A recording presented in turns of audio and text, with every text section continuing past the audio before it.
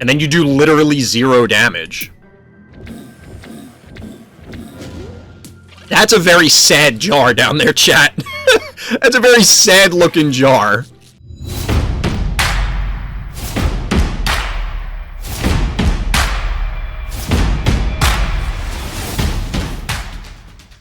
The disastrous night that was last night. We started out okay.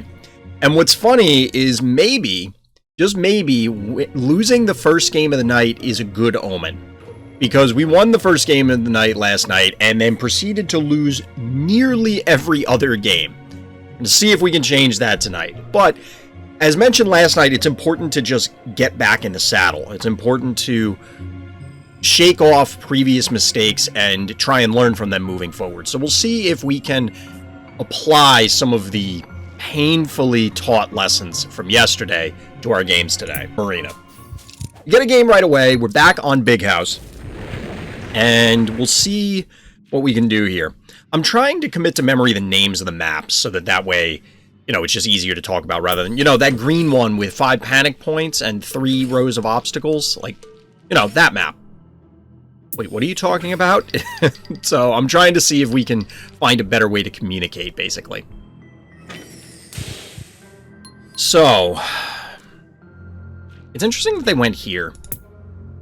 Like, I wonder if they're preemptively countering this, but I can't do anything on turn 1?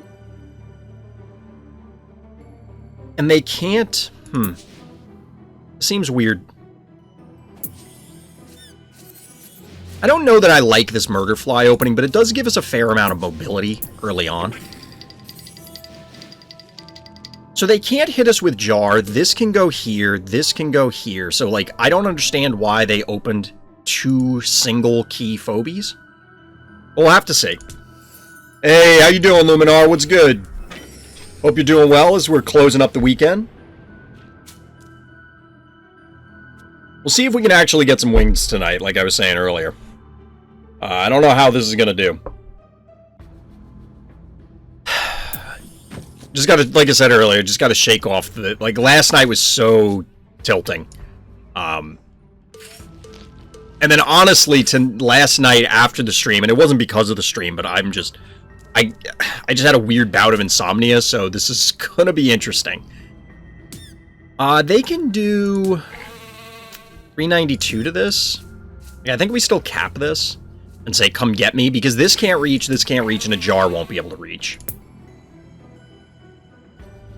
Now, if they move here... 14, huh? Like, we won't be able to kill it no matter what. And I'm not sure we can really threaten it. I kind of want to bank keys, to be honest. And try and get Unbearable online. So we don't want to do something... This kind of invalidates Gesundheit to some degree.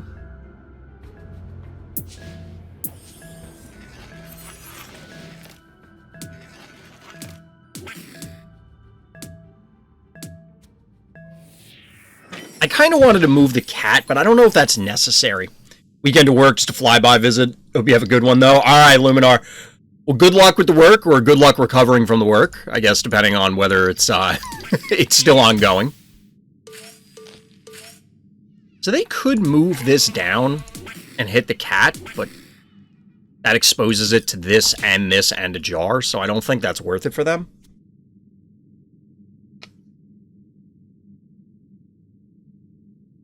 For some reason, I thought our Eternal Knight did over 500 damage. It's actually just shy. Which matters, but I don't know how much it actually matters.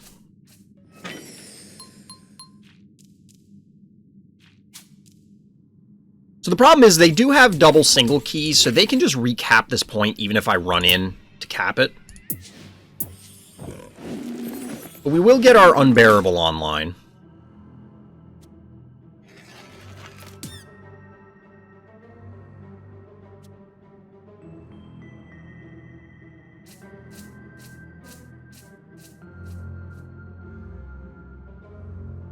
So they could go here and bees, but that's not going to do much. It's not going to kill anything. It will you know, cripple the Eternal Knight, but who cares? We're going to let them try and commit in, I think. I want to try and bank keys this turn also, if we can help it. Because I want to get something big online so we can try and push. And really stake out a foothold here. But I think we need to kill multiple Phobies in order for that to happen. Smash the All-Star event 3-0. Nice, Luffy. Grats. Grats. So you said it was a single-day event, right? Yeah. I get a little dab action. Congrats. I'm glad for you. Go there. A combination of these two will kill our Murderfly.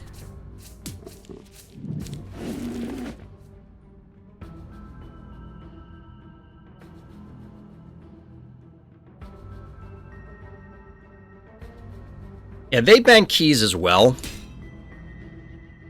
So if we go in... Like, even sending the cat in is not going to do anything. I think we have to wait for something big, or... We possibly should have gotten Stabby online, but that would have necessitated, like, maybe not playing the Eternal Knight.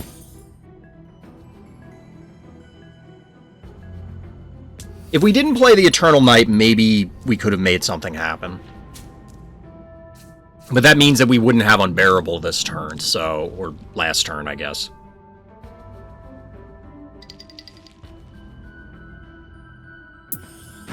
Tournament draft games that we memed, then blind pick. So you did the Joe Namath? You predicted the win? Called it out ahead of time and made it happen? Well played. Well played. Last game we did all healers.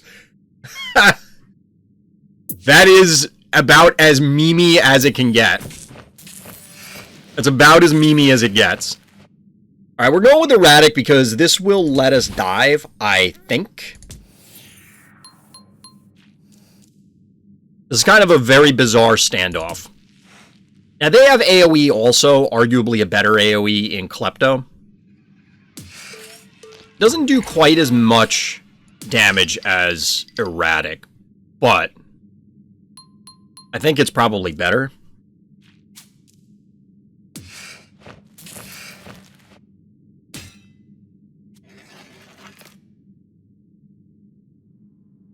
So they banked again. But they have the max amount of Phobies as well, so whoever commits is going to give their opponent first act on a big Phobie. Only downside is my teammate was their top laner. Had to smash him, though. Only business, exactly. That's hilarious. So wait, I guess the teams were random too? Wait, did we just offer up Erratic to die? I wasn't actually counting.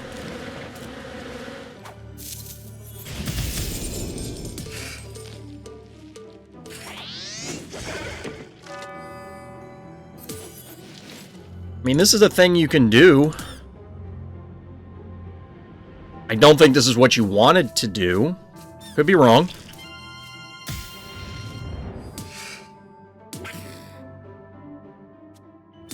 $671. Okay, yeah, I think killing the cat makes more sense. Maybe this is okay for them. Because Erratic may not live through all of this. Because we're not going to kill all three of these back here.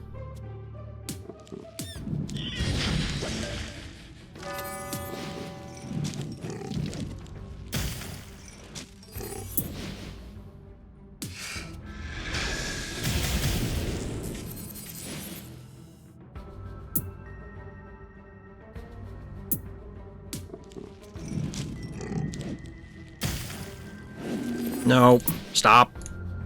I keep misclicking.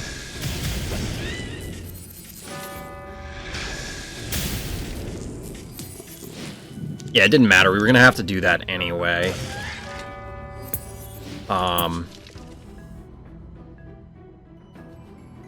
You are a monster. 19. They shouldn't be able to get it. And then we can bank keys and get a 7 next turn. We're moving the murder fly so that way they can't quite as easily get it with these two things. I guess they can get it anyway, so that movement was pointless. The movement was actually kind of pointless. Each player was voted on. They tried to disperse my teammates among different teams. It sounds like you guys were... And I think you said this before, that you guys were the heavy favorites going in, so, like, this was completely expected. Completely expected that you were going to crush the opposition. Interesting.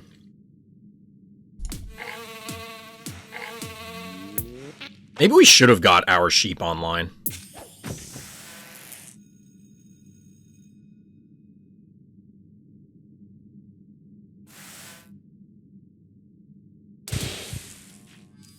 So we can't go fish tank. Not that we really wanted to. I wanted to go Rambolina, but...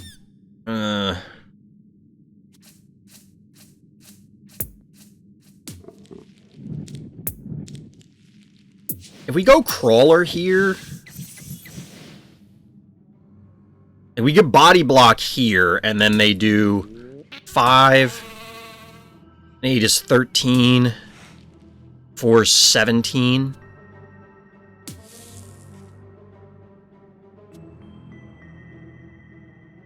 They might be able to kill it.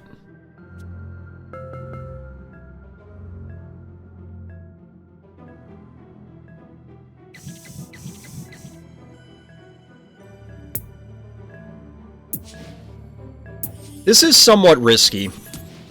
Because they're going to run in and sheep here. We're kind of hoping that we can tank the poison. We have 3 undead phobies, so they're all going to leech. I just don't know if we can leech enough.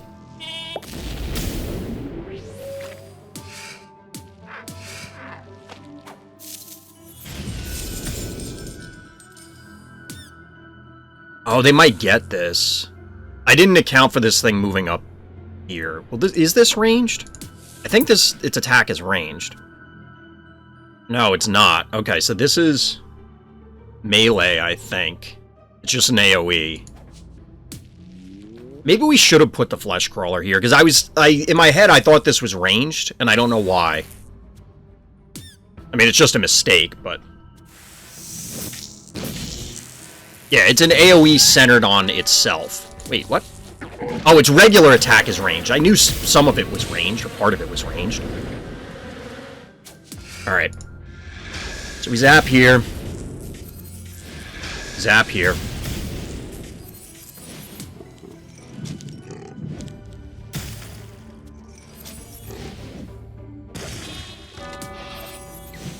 Go here. Do this.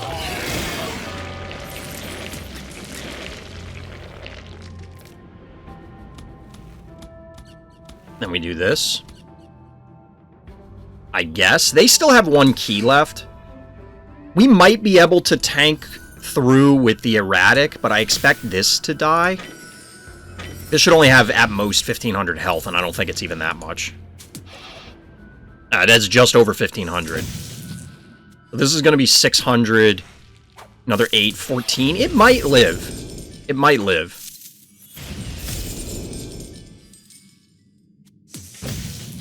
Just barely. That's actually pretty clutch that it lived. Tentacles, yep, DT. I forgot who said it the other night, but that's the main reason to use this guy, is because the animation there, which is super cool. Oh, wait, they can do this, and that's more damage. No, it's not more damage. It's the same amount of damage. Is Sheeping Gas the only unit that has damage different from its ability than its regular attack?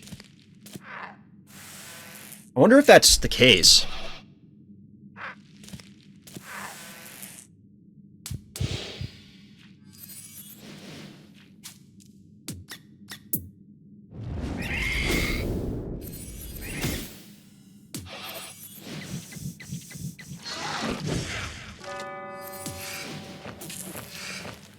Alright, so Erratic is dead.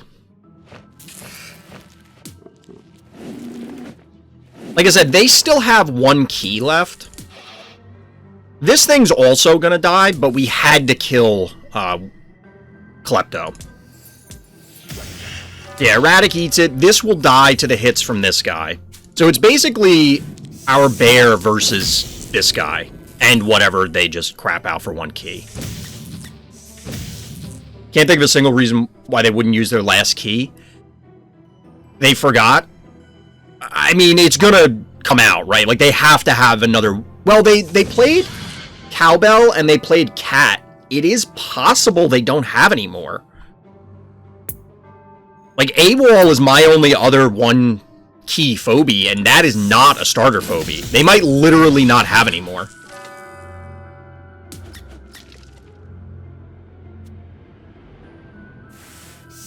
Which, I mean, even if they had a 1-key Phobie, I don't think that materially changes this game. Because a 1-key Phobie... Okay, they do have another one, but... Like, they're not killing Cassowary, so I'm not worried about that. The bear is probably just going to kill this guy. You wish you had useful 5s? I think we got this one in the bag, chat. My 5s are pretty good. My 5s are pretty good. I only have 3, but I have 2 range guys and then Wooly Bully. Who I was not really keen on initially, but I'm warming up to him.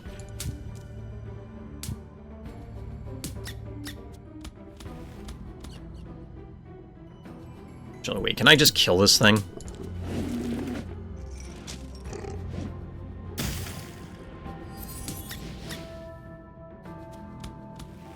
Whatever, we're just gonna go for the heart.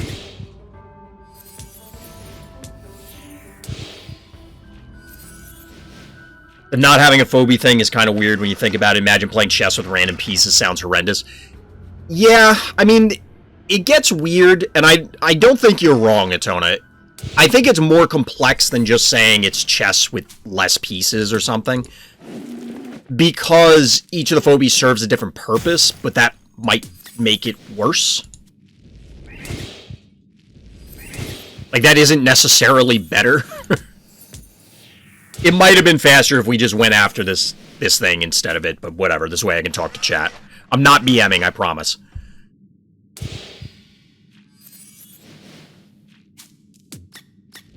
As evidenced by, I'm just going to end it. GG. GG, so we win the first game of the night, and that may not bode well, because it didn't work out so well last night. But we'll see how tonight progresses. It's not exactly like you're building a loadout or a team or something. Optimized Phobie play is having access to everything, so having random distribution seems to undermine that aspect of the gameplay at the very least. It does. Now, I will say something in its defense. You were not enjoying it. I was, but it was tough to fight through it.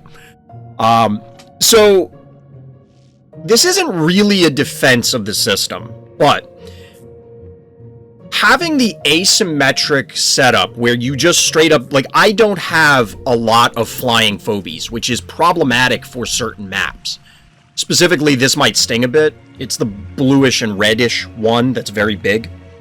Because there's a bunch of abyss tiles that you can fly over. And presumably, whatever the Worm Rain map, that's also going to have a similar issue where...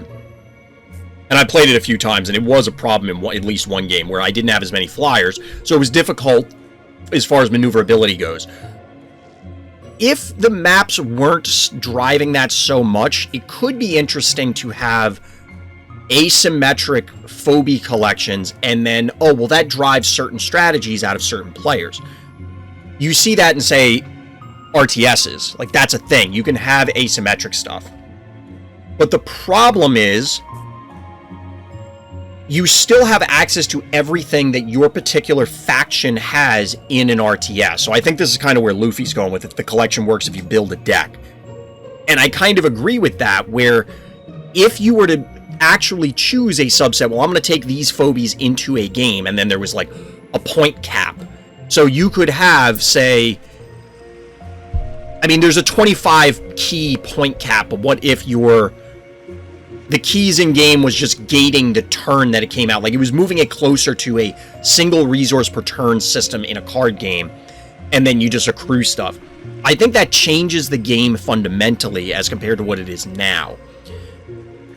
But it hypothetically creates interesting scenarios where, oh, well, I don't have flyers, so I need to play in this particular way to set up my outs strategically. But realistically, it is just plainly limiting and causes problems. Now, in conjunction with the leveling system, it makes it even more complex, because maybe your stuff just outlevels theirs, and even though you're at a strategic advantage, tactically you just overwhelm them because your guys are better, because they're higher level. Or it could be the reverse. They're both strategically better because they have a greater access to phobies, and they are higher level, and they just crap all over you. It's a problem. But you will eventually. The end result is having access to all of everything. Yes. Not having something isn't like you chose a strategy based on collection. It's that they potentially had a larger collection which reach non-strategic asymmetry. Yes. The strategy that's introduced by the inherent asymmetry of the pack system is, you can argue that it's a thing, but I don't think it's something you'd put on a bullet point PowerPoint slide explaining, oh, well, here are all the great reason to play Phobies. That's not going to be one of them, because it's just like, well, or you could just give everybody everything and they could pick their strategy however the hell they want, instead of being pigeonholed and forced into a particular thing. Now, a lot of game designers will say that, maybe not from the economic collection acquisition standpoint, but a lot of game designers will say that forcing those limitations is a good thing, because then it forces players to be exposed to gameplay patterns that they otherwise would not pursue. You see this in card games all the time, where people will play whatever works, and then all of a sudden, one of the geniuses of the game will end up coming up with a cool deck, and then everybody goes, oh, well, how did we miss that? Well, it's because you've been playing the same crap game in and game out for however long. You never even thought to try this other stuff. But that's different than just literally being limited because you straight up do not have the thing, whatever it is. Hey, Dragon, what's going on? We're going through one of the more esoteric discussion points about the game. It's just so annoying that I have no electric damage outside of extremely slow erratic. I have no disease, no mechs outside of extremely slow bow mangles. Yes, I agree with you, Luffy. And one of the things about this game is I've come to respect the Pokemon-esque typing system of electrical into mechanical, poison into dimensional, etc., where these things really do matter and play in, where it will warp your gameplay of, oh, well, they've now put out 2 mechanical phobies. I need to find this thing. Or I need to get sheeping gas into position because they have multiple dimensional phobies and or other thing. But then, oh, well, they have poison, so I need to make sure that I protect my healing phobies. And you see where the play and counterplay comes in. I feel like it's a little too rock, paper, scissory on that end. Like, it's a little too strong, but, you know. You guys have barely started. You get phobies eventually. You do, but I don't think it's unreasonable that for this type of game, and you can make this argument for any type of game, because I'm of the opinion, no, just let me pay a flat fee and I get everything, and I'll just play. Yeah, there is a valid argument. I think I missed one of the other comments. Now, if you built a team of phobies, it'd be different, said you're just less of everything from someone else. Yeah. So, I do feel... Where is it? How do I get to the stress level stuff? Stress. Okay. So, from what I was told yesterday, and I don't know if this is actually true, but this very last phobia unlock is the Fire Dog, whatever it's called. And I was told you can't even see it in the album. I think it was a 3 cost. Yeah, so it's probably this thing. You can't even see it, but we got beat by it yesterday. It's the Fire Dog that has 3 movement, it's melee, and it sets the tiles on fire. Like, it seems really good. It's a stress unlock. And apparently you can't get the stress unlocks except from that. Now, I get the company has to make money, and I'm not against them charging for whatever. There is a discussion to be had as to what would be considered excessive. Now, if you look at card games or even real-life miniatures games, look, you got to shell out a ton of money, and Phobies probably comes in under most physical games. Digitally, it gets more complicated, depends on what we're comparing it to. But even if you were to straight up buy the whole collection, I don't know this for sure, so don't take this as gospel. I'm just postulating that Phobies is cheaper than if I were to buy into a bunch of Tier 1 Magic decks, or God forbid Yu-Gi-Oh!, or even Pokemon. And let's not even get started on Wargaming, where it's probably going to be like, you know, your first, second, and third born children, plus all their children's possessions in order to get armies, because that stuff gets expensive. Having people at a strict disadvantage, and yes, you can outplay people, but there is a disadvantage. Lol, Yu-Gi-Oh! Money Drain, exactly, Troller. Like, it doesn't feel good, and it definitely discourages people. Hey, CBG, what's good? I think that it is something, like, I guarantee it's a conversation that happened at the main offices, because this is something that comes up with every game. It's just a matter of, okay, this is the price that we have to pay if we want to do X, Y, and Z. Are we willing to accept that some people are going to be turned off because, hey, I get no electric phobies and I'm getting pulverized by mechanical ones, and it's going to take me 100 years of playing free-to-play to get what I need. Some people are going to be turned off by that. Maybe enough people won't care. Still learning? We're always learning every game, CBG. I mean, I still think I'm learning Runestrike. And I mean that honestly. And I've been playing Runestrike for months. I've been playing other games for decades, plural. And I still think I'm learning those games. There's still always something to learn. Snowball, that's the name of it. Nobody's unlocked a level 90 yet? Okay, so Snowball is 40. But the fact that, I mean, the game has been out a month. A little over a month, I think. And there are people that are clearly wailing it. Hey, Eric, you love the YouTube vids? I'm glad you love them. There's going to be more. There's more coming. And I mentioned this on other streams, but if people have ideas for what Phobies content they want to see, let me know here or on Discord. No, I'll throw my Discord in chat. Or on the YouTube vids. Any of them are fine. Like, just let me know what people want to see. Globally, it's been out for a month. So if nobody's hit 90, I would love to know what is required in dollars and cents and or time. It would probably be 2 metrics just to make it clean. Like, how many games would it take to, like, if you won 100% of your games, how many wins would it take to get to this stress level? I think the other part that comes into play for that is, even if you get a new Phobie,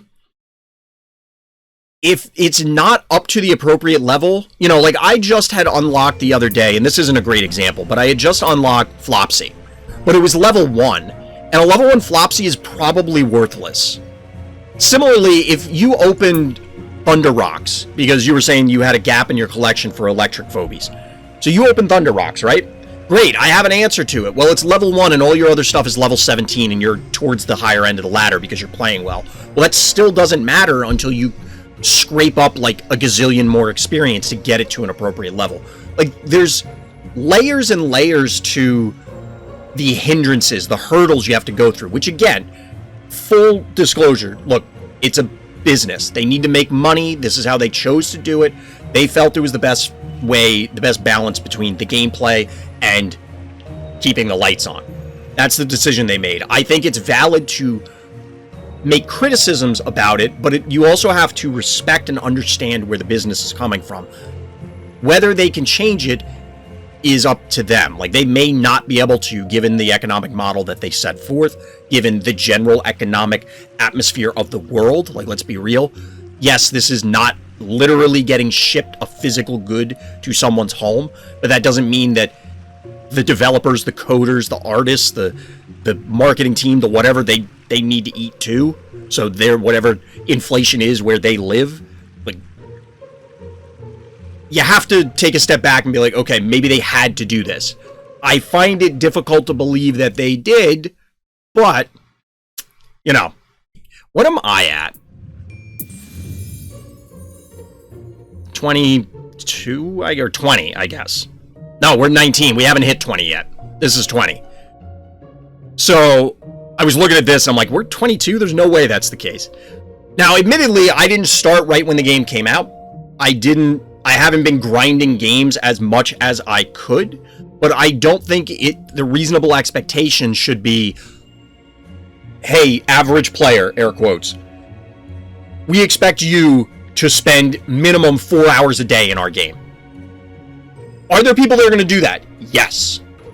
Is that okay? Yes. There are people that are going to poop sock Phobies, 100%. That doesn't mean that should be the expectation for the norm. Just throwing it out there. Yeah, if people have any suggestions for other Phobies content you want to see, like I have another game breakdown coming out this week. I'll probably have to do a couple more game breakdowns to make sure that I hit everything that I want to do schedule-wise. But if you have ideas for other Phobies content, let me know in the comments, either on the videos or, like I said, on Discord or here on the stream. Whatever's easiest for the viewers and listeners. Last night was rough. Yeah, it was a bad streak. It was a bad streak. And I hope my misery was entertaining, though. Like, that's one thing is, look, I'm gonna lose games. Part of it is the Newly Deads. I think this is the first time I've actually seen them. So, does this plus 163... Like, is this already boosted, or is it saying it's 218 plus another 163? Oh, that's cute. That's cute with the hearts. Okay, yeah, it's showing here.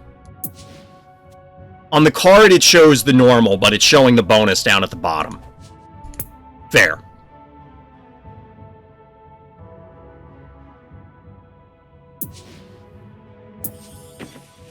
I don't know if we actually want this. I think this is actually a mistake.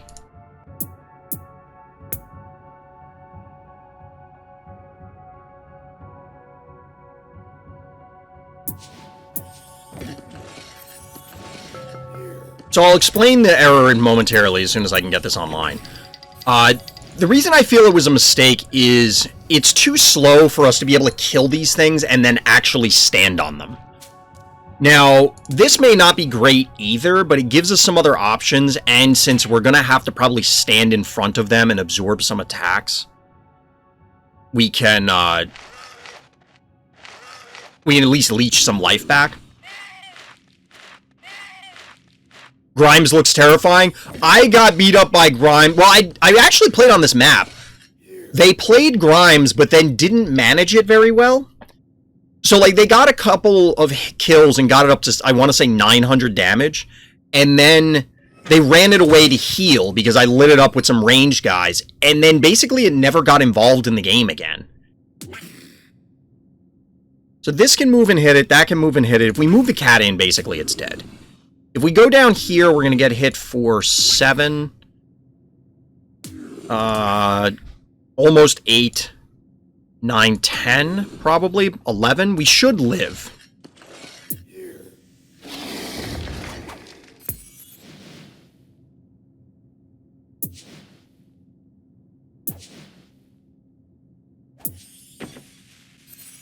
Maybe the stabby online earlier would have been better.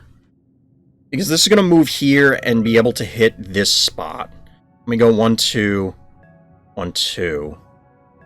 Like, a jar might be better here. We'll see. And then the damage number is beeping. I assume that was for these guys. Yeah, it's pulsing. You're right, you're right. You can wall up and then trade jar from your heart. Yeah, I think... Oh, that's not good. I should have expected this, to be honest. I mean, we can still jar, but it's going to take a while to clear this out. Which means that this guy is toast.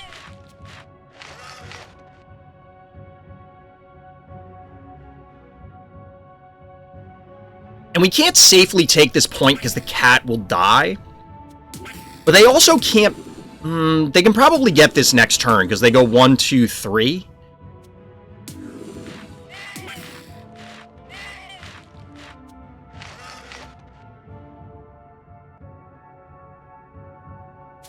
I should have seen this coming. Now, we can fly around it. Like, we could go with, Oh, yeah, they're definitely going to get it. We could go with a jar and start taking pot shots on things, but... We'll see if we can play out of this. Another reason not to have gone stabby, because something else could have stood here and would have been okay.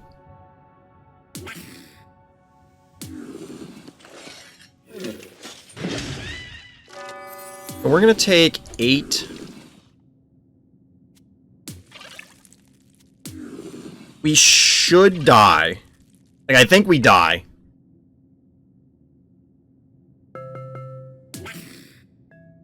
Like, I think we lose this. We might have been better putting damage on this, but I'm not sure. Here's the collection issue rearing its ugly head again. If you had a lot of flyers or Mount Crushmore, you'd be fine. Mount Crushmore's 5 keys, I want to say. So we'd have to bank a turn, which I guess isn't bad. We could go Gesundheit, but Gesundheit's going to take 100 years to get into the equation anyway. Oh, do we just live? Wow. You want to double tap with jar, just leave it on top of the keyhole? Yes. I probably should have done that, but we weren't going to kill the cat by doing that, and this puts it in range to kill the Gravedigger. I'm looking at it and still couldn't think of the name without clicking on it. So we can't even kill this thing. Which, I mean, we're going to take a little bit of damage, but I'm not too worried about that. You know, we have time. We're only taking 200 a turn right now. It's not an enormous amount.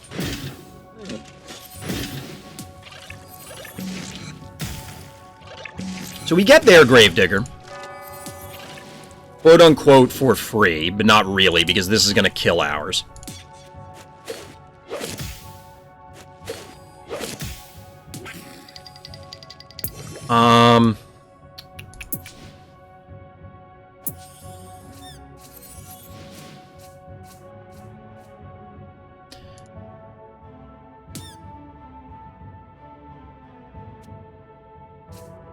They can't get both to hit it. So, like, we can tank a hit with the Murder Fly. So this is going to force them to back off, which means the cat could advance. This was not good, but I don't think this is horrendous. I could have hit with the cat first. That was a mistake, yes. That was a mistake. That's a, we'll call it a streaming mistake, where I'm trying to talk more than I'm playing, if that makes sense. Alright, this is possibly unfortunate. And by possibly, I mean it really is. So we probably need to get Sheeping Gas online, because this is dimensional, so we can...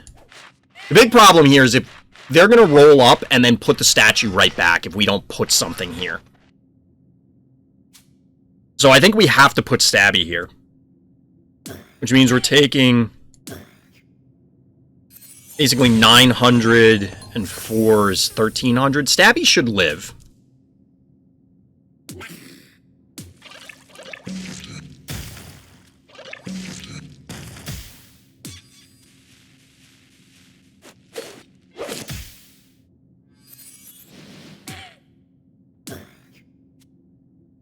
So this will do 4, 7. It's a little over 800, which means this will die if we do that. I think we do want to bank keys because we want to get Sheeping Gas online.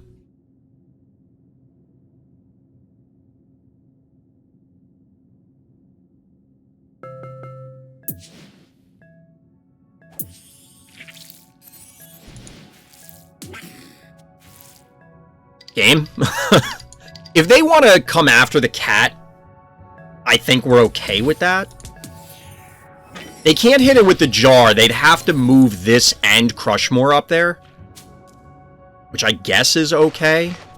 We might just be throwing one key away because we can't really get this thing. Because what they should do if they're going to kill it is, yeah, move Jill up. Then that way I can't just put the Murder Fly on top of this guy to remove the bones. The animation for Crushmore is kind of cool.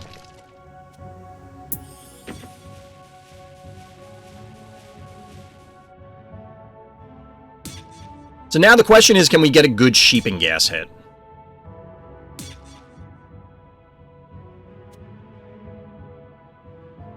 See if we can connect with a good Sheeping Gas, because this, I don't know.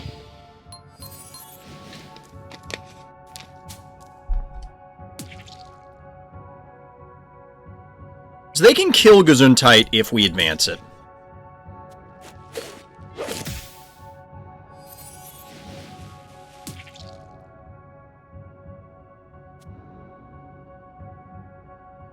Basically, if we move Gesundheit anywhere, it's going to die.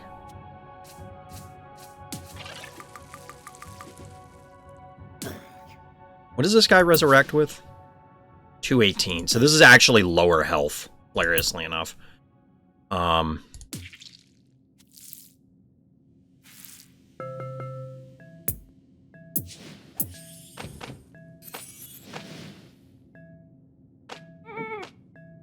So we're going here because we don't want to... I need to move you back up. If we move it to this spot, they can hit it with both Newly Deads and Crushmore and Jar, which still might not be enough damage, but I couldn't count it up quickly enough. Now, they can still body block for Crushmore and Stabby pretty effectively with the Newly Deads. And we're probably only going to connect with a single thing with the Sheep.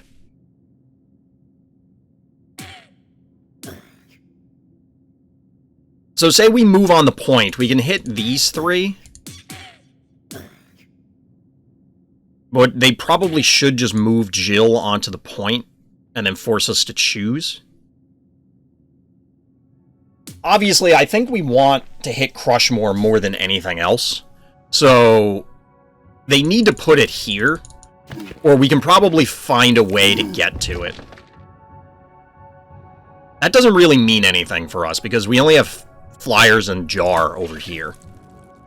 So, like, this is annoying to get to now. Sort of. But, like, this seems weird.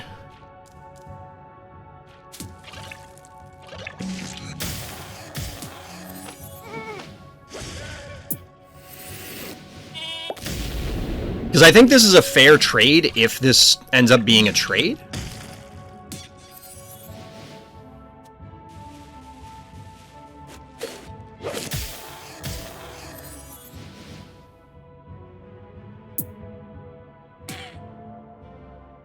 This is going to resurrect anyway, so I don't know that this particularly matters.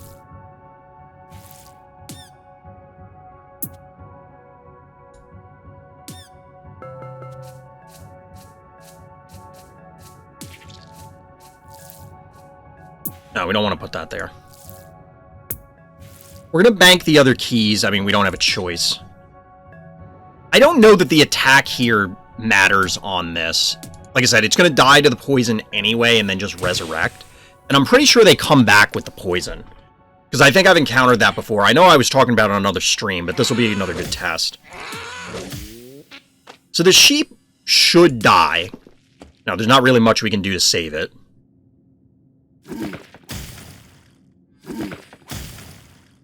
Which, I mean, we were expecting. The main goal was get rid of Crushmore.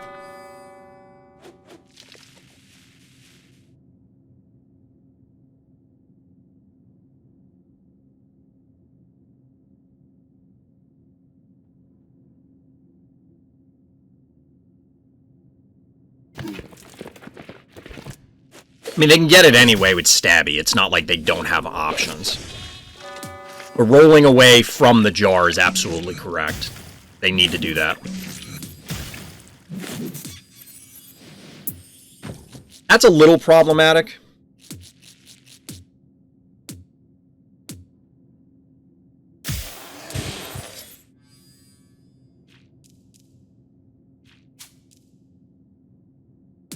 So this guy will die to poison.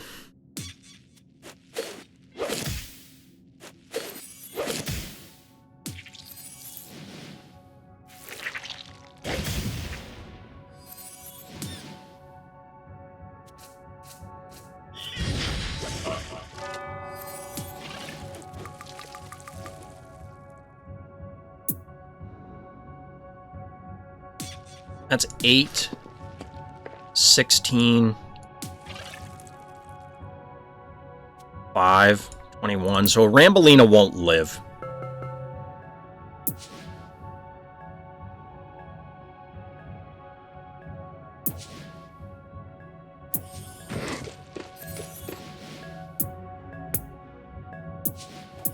We're still going to go for it.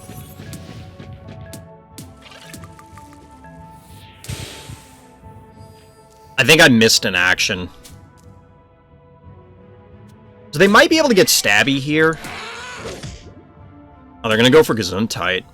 That's... makes sense, I think. My main concern is whether they can kill the fly. Which they should be able to. Yeah, so Stabby and then Jar.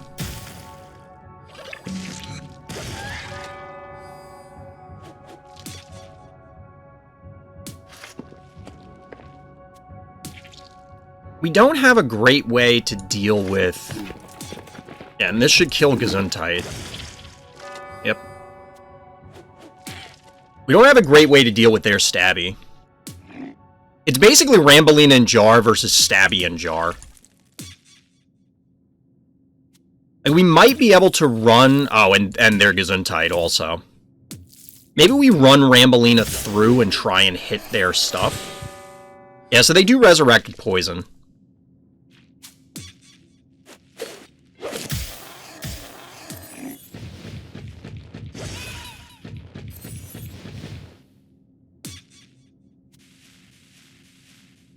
So we control 2 of the points now. They have to come to us. It's going to take them a while for this to come online. We're just going to shoot this. We could try and run our Stabby up to the heels, but I don't think that's necessarily going to happen, or maybe not even a good idea. If we... I don't know why. I like playing with the map like that. It's fun. Like, look, there's a lot of stuff going on each of the maps that you don't necessarily see if you just focus on where the gameplay is happening, which, I mean, that's the major point. So we should have backed off to this spot instead. I didn't think of them doing this. Now, we could go for their heart, but they have a pretty significant life lead.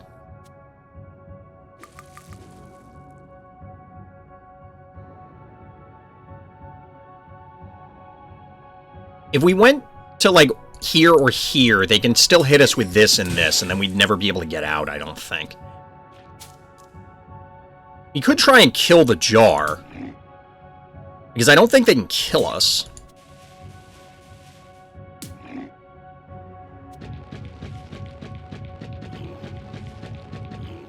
So if we do this, they run back, heal 200, run up and get us with this. Which means that we probably need to be... Like, if we go here, these 2 kill us.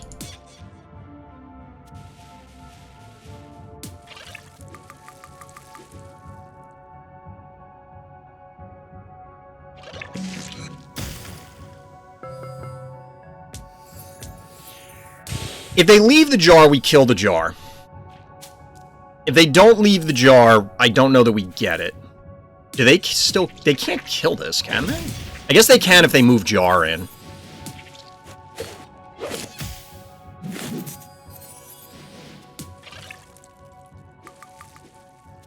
So now this trades for Jar.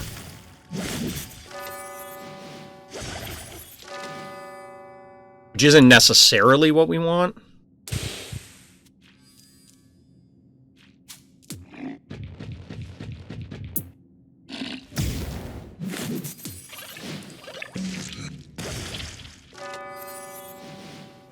Now, can we kill this?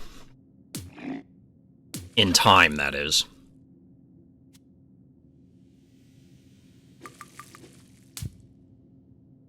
Probably.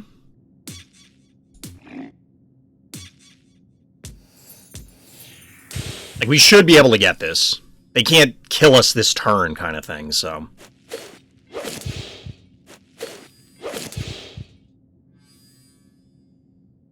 We could alternatively try and play the long game, but they're just going to go face at this point. Actually, can they kill us? For 23?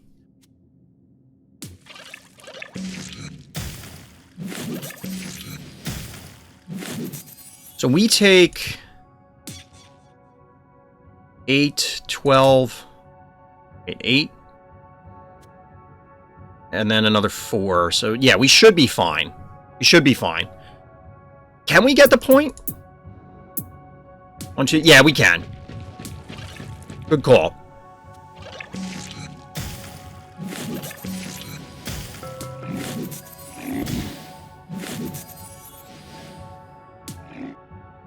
And they can't kill Rambolina either.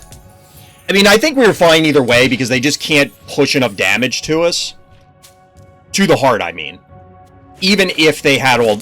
Not all the points, but if they had those 2 points, they weren't going to push enough damage.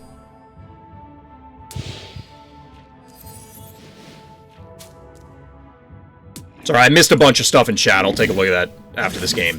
GG! 2 in a row, chat. We managed to actually win 2 games. I'll take it. GG. Pulling off your heart, but going Jar really threw away his lead, in my opinion, at least as much as he should have. I think he could have pushed a lot more. I think you're right, Luffy. I think the Jar was kind of cautious.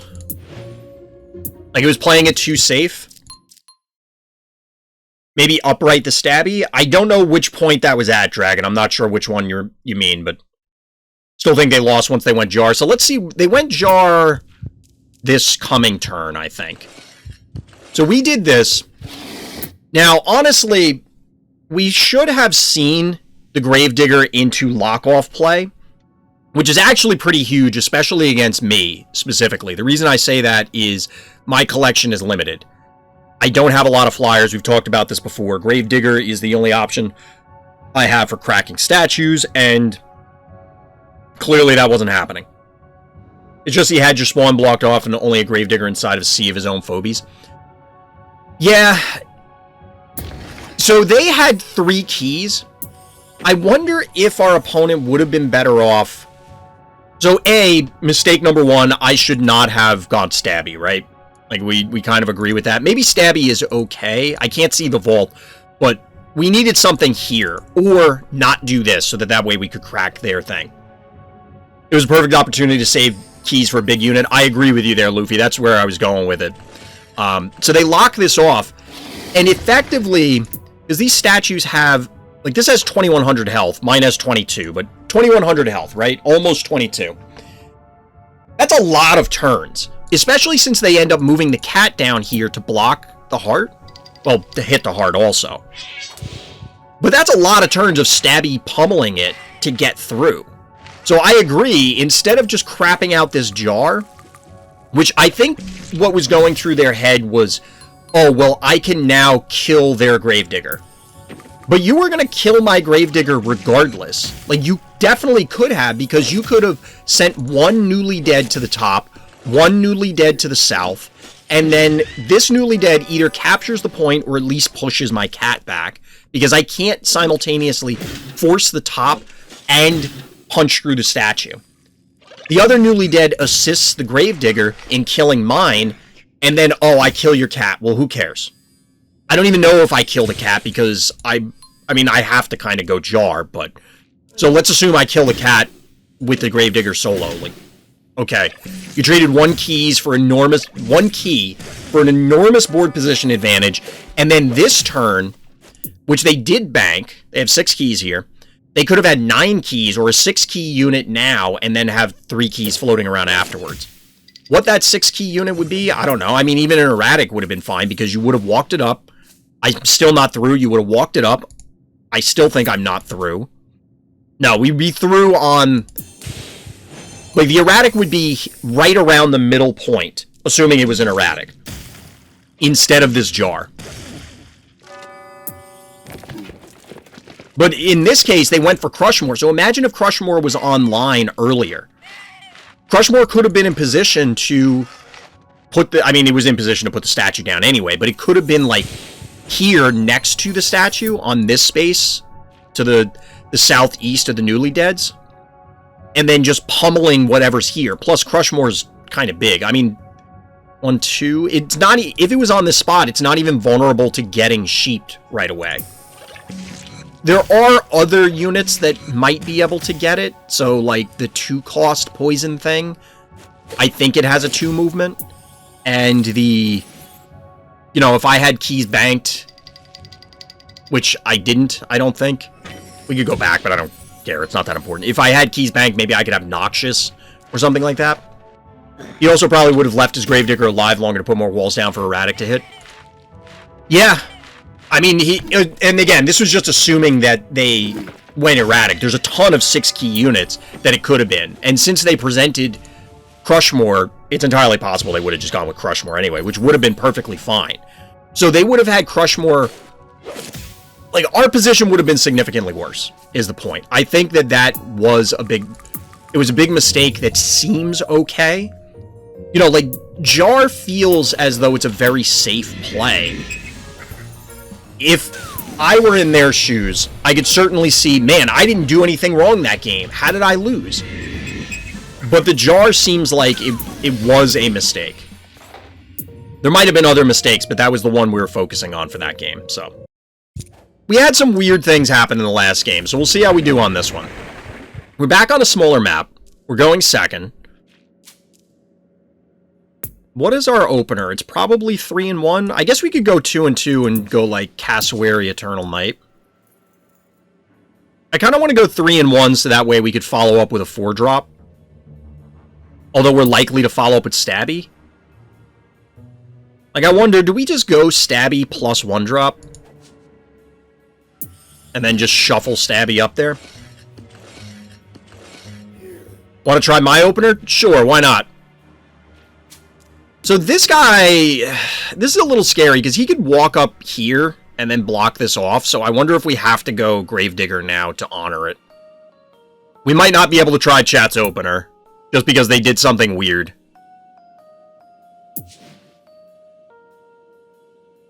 We could alternatively just block, like body block. Gravedigger straight bottom. Yeah, that's what I was thinking. I was hovering it to see how many spaces. Because then we could drop something else here. Yeah, and a cap behind the rock, that's what I'm thinking. So, like, we do this.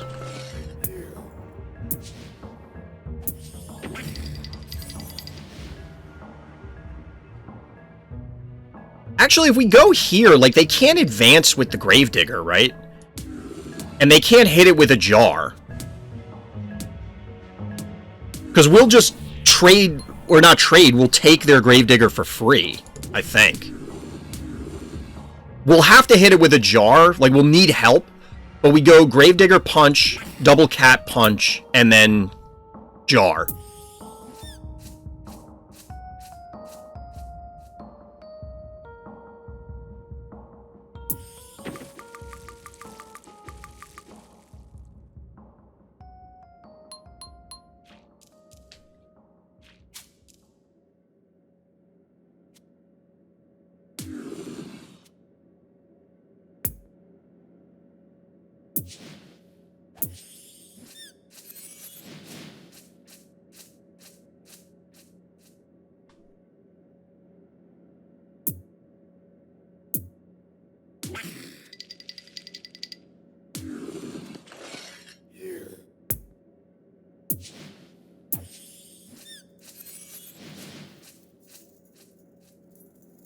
So if we go here,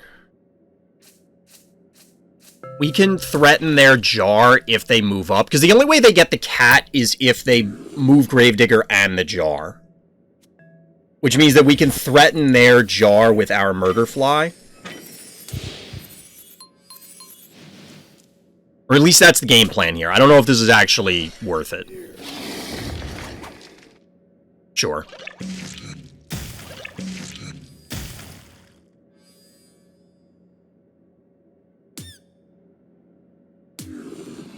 So,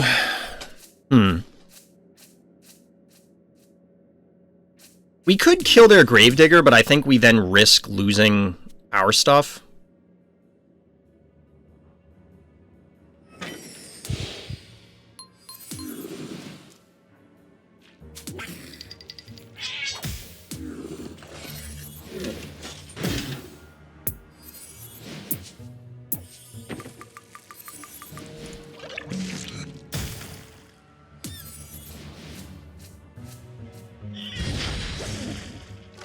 So, they can move up here. They could go here, Meatball. And then... They could go here, Meatball our jar. But then we counter Meatball. And kill... Like, this might be okay if they dive our jar. I think they more likely just trade for our Gravedigger, which is, I guess, their plus a wall. But if they trade for our Gravedigger, actually, they could back up one, meatball, hit, and get it. Which they're not doing. Actually, they're going to get it with both? No, you retreat jar here.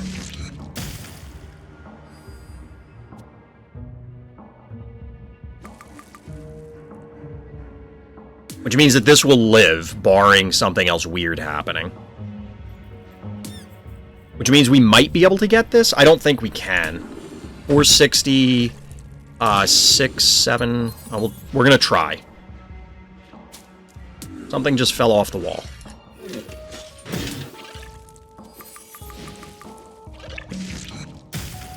Yeah, it's not quite enough.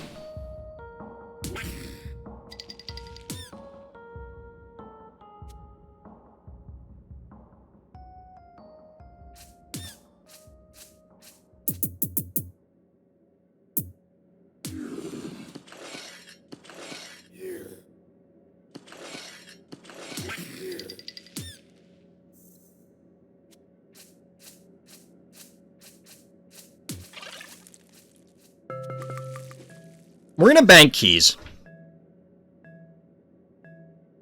Wall up mid. We probably should have done that. I wanted to retreat it to try and keep it alive, but it may not be worth it. I mean, we can definitely take the 3 points. Walling here and taking 3 points and just sacking the Gravedigger is probably better than what we ended up doing. Erratic makes sense here. We don't actually have a great answer for Erratic, to be honest.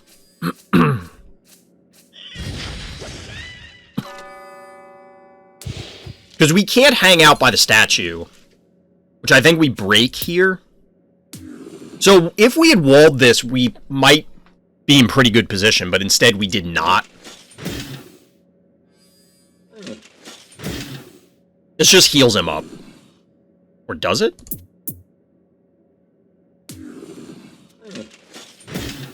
Really? That doesn't heal? That's interesting. Do we get our own Erratic online?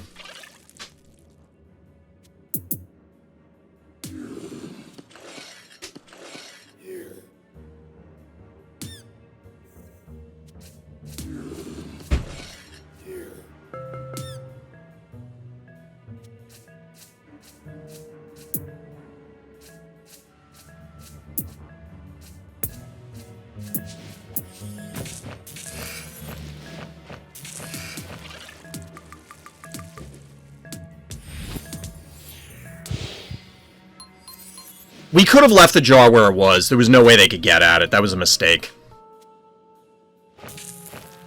It is a rock, but it doesn't say that we can't get stuff. Like, we can't... I guess you can't get blood from a stone. It is, in fact, true.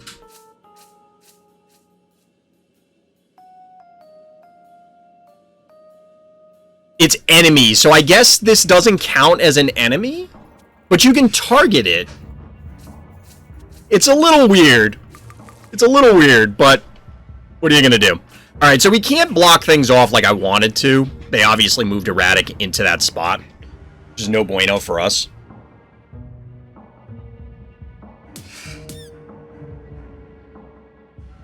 Yeah, you can attack your own obstacle, so I guess it doesn't technically count as an enemy.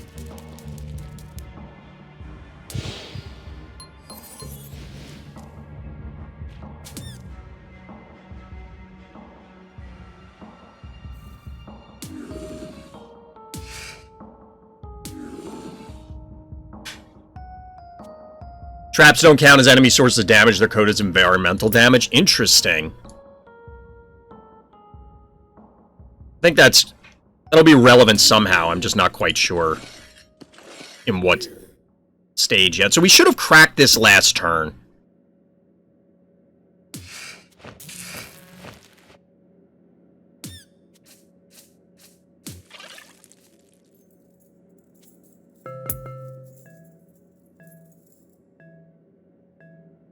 I have legitimately no idea what we use to fight this right now.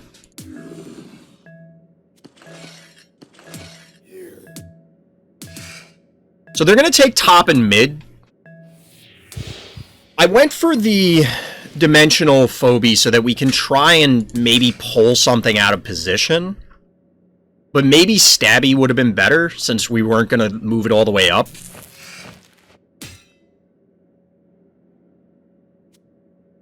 This game's code is so weird. It is sometimes strange, but that feels like, this was stupid. This was stupid. It's important for missions if it says kill this many Phobies, you need to finish them with attacks, traps don't count. That is pretty relevant. That's good to keep in mind. Woolly Bully is a good answer.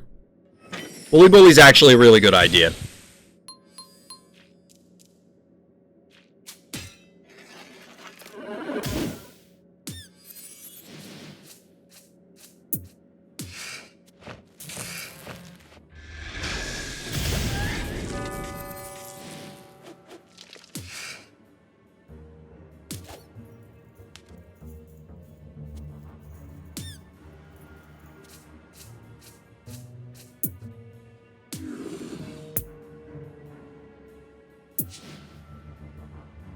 So if we had set this up to lob, would that matter? Probably not. Oh, it would be better than this. This was kind of weak. We can't get our own Woolly Bully online this turn. I think we wait.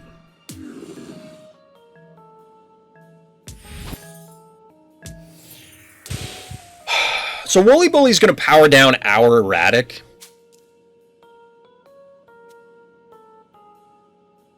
But they can't quite do it yet. Little chomp action going on. Alright, Woolly Bully's actually going to capture all 3 panic points, and now we're in deep doo-doo. Now we're in real trouble. Not like we weren't in trouble before, but...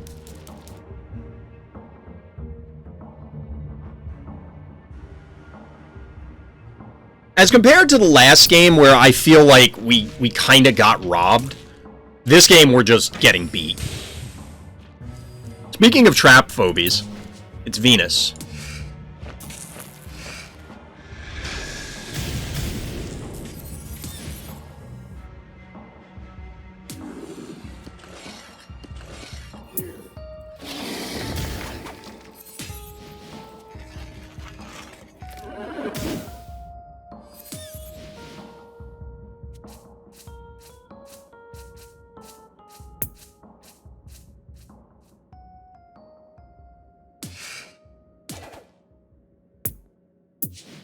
You can't go fish tank into this. Maybe you should have double autoed the statue instead of advancing it. Maybe? You mean with the, whatever the hell this thing is called?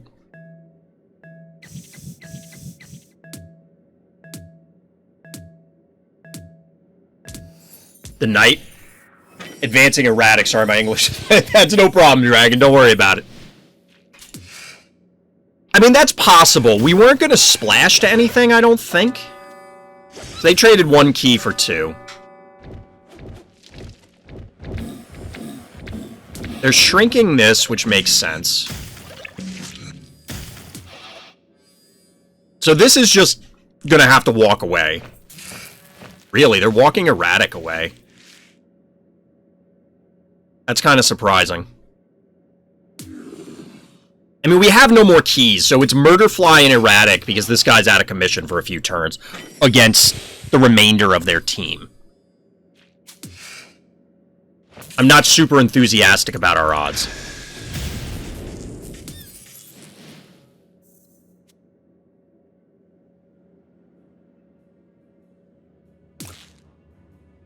So this guy moved twice, so they didn't trap. We could get their jar, but then we lose the Murderfly, and I don't think we can afford that right now.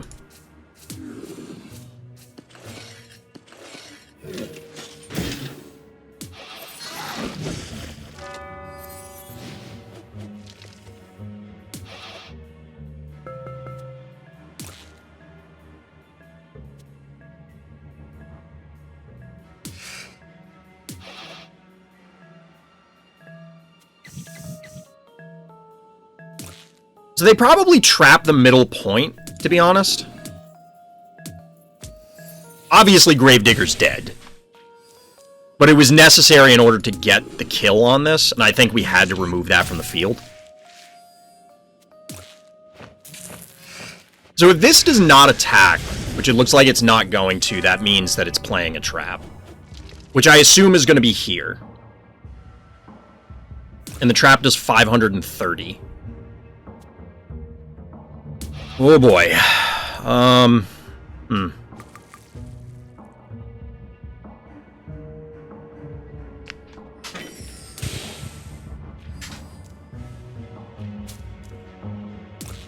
So the trap is not showing on cooldown, but I have to assume that they did actually do it.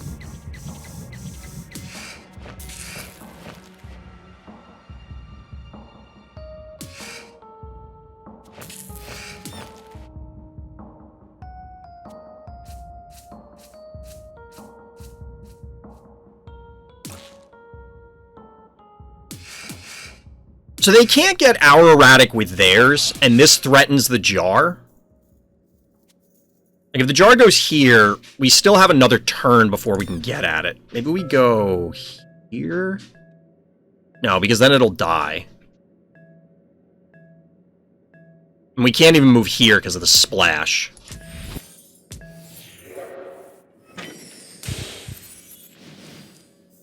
The erratic in this position prevents them from moving this. Well, they can't move this out. Because we'll be able to hit it wherever it ends up. I don't know necessarily that taking this damage on the erratic was worth it, but, you know. Okay, so the trap is on cooldown now. Does that mean they did it this turn, or was it just not showing last turn?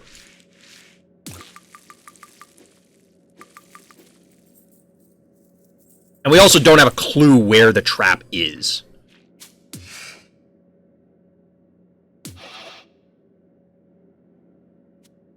So this is back online.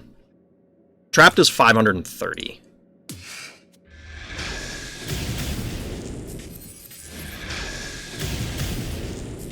They can do 5. So that's 8, 9, 20... 14, 15, 16. So they can't kill erratic right now.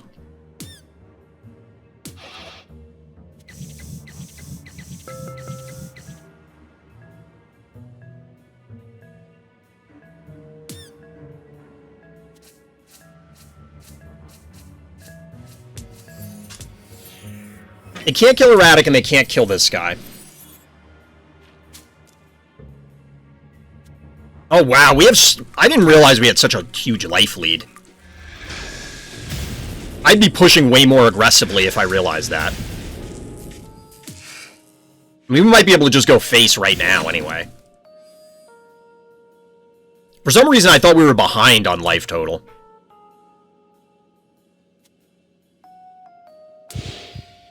You would have splashed his murder wing? Oh, sorry, I missed that earlier, Dragon. They're at 12. Is this lethal this turn? Oh wait, we don't need to... We can actually hit it from here.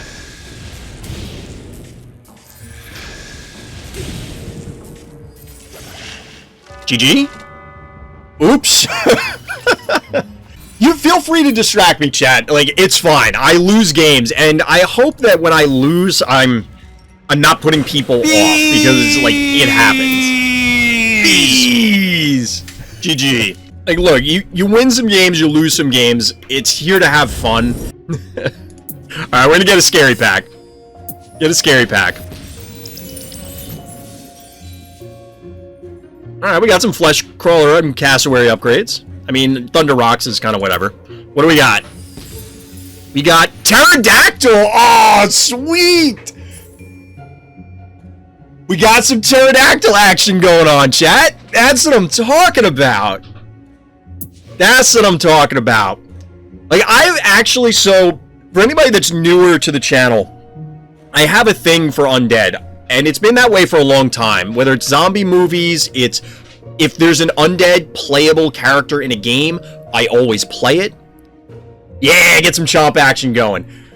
If there's, and this goes back to like literally decades ago, I main undead in Warcraft 3. I mean, I haven't played in years now because Blizzard sucks right now, but I love all things undead. But dinosaurs are also cool. So like an undead dinosaur like this, which actually, this goes beyond the realm of digital card games, but there's this physical deck builder game called Apex Theropod. And the idea is if you're familiar with deck building games like Ascension or Monster Train or Slay the Spire or, insert a bunch of games. The idea is that you start out with a base deck and then you buy cards, and believe me, it'll come back to Pterodactyl in a moment. And you buy cards, and the hero for what you're playing is you pick a dinosaur. So it's like a T-Rex or a bunch of raptors, and then they have a expansion that like adds the Megalodon and Gigantoboa, and they have a Dino Riders expansion where you have like mech dinosaurs, or not mech dinosaurs, but like dinosaurs with extra weaponry attachments on them. But they also have a zombie dinosaur expansion because what you're playing against is other players and the bosses. Or you can play it solo against just the bosses, but some of the bosses are like a zombified T-Rex or a zombified insert enormous dinosaur, as opposed to a small dinosaur. But anyway, so Pterodactyl, there you go. It's just a little boy. We got him. We got some Pterodactyl going on now. Alright, that kind of makes my stream chat, I'm not gonna lie. Not gonna lie. We're clearly leveling up Pterodactyl. It might take a little while before we can actually use it. I don't know if it's good enough at these stats. Like, health-wise, that's kind of pathetic. Granted, it's a ranged one, and it also resurrects, but still. What's cool, though, is it does give us some quote-unquote free stress levels. As you can see, we now have unlocked Clinico! We finally have a healing Phobie. Nice! Nice! That's what I'm talking about, chat. That's what I'm talking about. You know what would be cool on here, though? You need him at least 450 damage. What does he start? Well, we'll look at that in a second. What would be cool here is if on the stress levels, these stress cards, like, slowly spoiled what it was. Like, it would scratch away. Just because I really want to know what the other ones are, but, Clinico is also bonkers. Yeah, I've seen Clinico do some things. Clinico does some things. Plus, I mean, you can't save these Phobies, but, a dimensional Phobie, say a Stabby, that can't get to a healing point, or there isn't one on a map, you could save it with a Clinico. Because, the combination of the moves might work. That's a pretty neat idea. The scratch-off thing, assuming it's about that. Yeah, I like that idea. Okay, so he's at 450 attack now. That's a pretty solid amount. The health has me a little concerned. I haven't honestly played with very many of the Resurrect Phobies. I think so I have the Jackalopes, and I forced Jackalope King, wherever he is, when I first got him. But I haven't really played him since. I am very curious. So there's at least two other... Because it's Flopsy, Mopsy, and something that isn't an Opsy. It's like some other random name. And I think they're all 2. One of them might be a 1. But I wonder if you can have, like, tribal jackalopes, if you know what I mean. You literally just open with all jackalopes, and how effective that would be. I imagine it would be super obnoxious to contest, because it would force your opponent, like, they have to commit to an area, and you could collect an enormous amount of panic points, because they can't split, because one Phobie will not be able to kill it and move on to it, most likely. I mean, it's possible. Like, you could leap with a cassowary, hypothetically. And then you pack attack and make these things actually threatening? I mean, maybe? I don't know. But the reason I bring up the pseudo-tribal thing is There are other ones like that. Like, we have the Newly Deads. I thought there was at least one other set of Phobies that buffed like that. Where you could say, oh, well, I'm playing Jackalope.deck kind of thing. Not that you build a deck in this, but you get what I'm saying. I had the luck of unlocking Muffin Top early, and the Stabby Muffin is so good late. I could see that being supremely obnoxious. Supremely obnoxious. I mean, I imagine Clinico and Stabby is going to go roughly the same way. But I think this is one of those combinations where you need to have board control, and then this locks it up. Because if you're playing from behind, you're going to need to hemorrhage a lot of life total in order to, you know, slowly move Stabby, inch him across the board, and then heal him up as things are happening. Plus, if you dive too far into the Lion's Den, you may just end up with only a Clinico after the exchange, but, you know. We probably want to level the Clinico. We can't level the Clinico. Can't level the Clinico. We're going to level Cassowary because I've been using him a lot. I kind of want to sink XP into, like I said, the Jackalopes and try and force them in some games.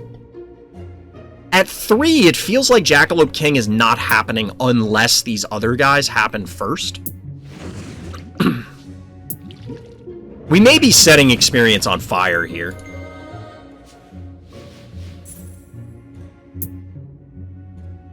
We're actually 100 short there. I also haven't really gotten AWOL into play on a lot of games. That's been kind of a disappointment. I don't know. Alright, let's see if we can get another W, chat. You get some weird stuff. Alright. Let's see what we got on this map. Several times? Nice, DT. So we're going... Really?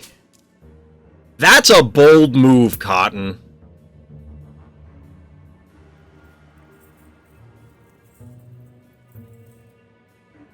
So I kind of want to go Gravedigger and try and lock them. Just to buy some time.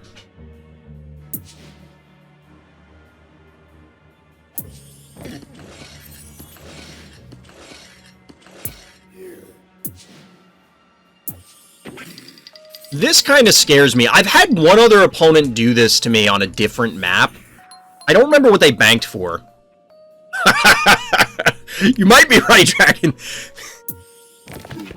Alright, so they go Stonehenge. Alright. I mean, this is reasonable. Given what they did. And given my opener. You know, like, we probably forced them into this Stonehenge, right? Because if they didn't go Stonehenge, we lock them out, and it probably takes them a couple turns to get through. Because they'd have to take 2 turns to walk up the Gravedigger, then they punch, and, you know, blah, blah, blah. This is gonna take 9. This might die to a jar. This could die to a jar. We're gonna risk it.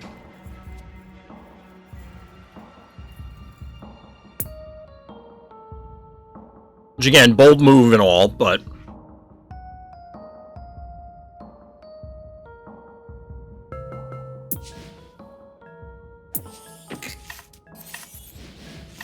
We're trying them out. Maybe wall up mid first. I was considering it. But they're just going to break it. And they can lob over it. Was the other reason. Like, the breaking it is kind of whatever. Like, we'll trade. So can they kill it? 233. This is kind of a low-level jar, so no, they cannot. Which is kind of what I was banking on. Player levels matter here.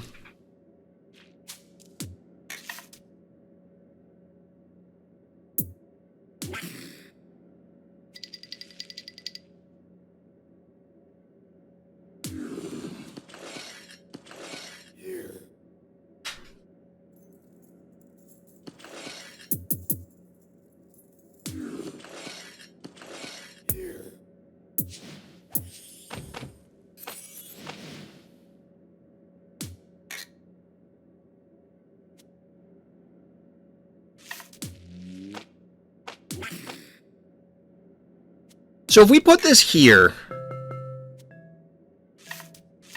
they have to move on to the point, which means we gas it.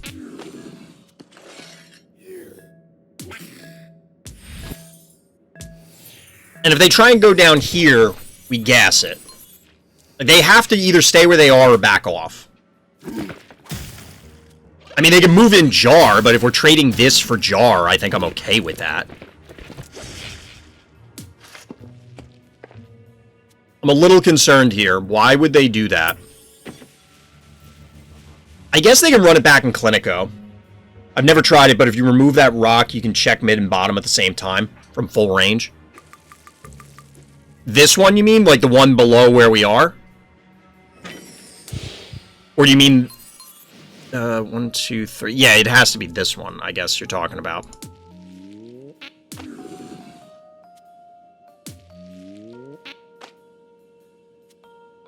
So if they move here, they could Clinico.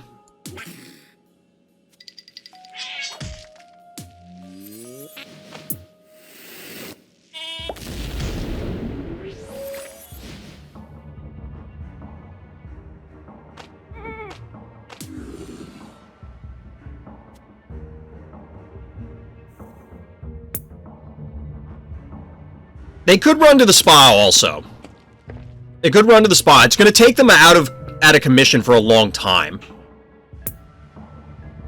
Like, I didn't say that out loud, so it's good for chat to point that out. I'm not worried about that.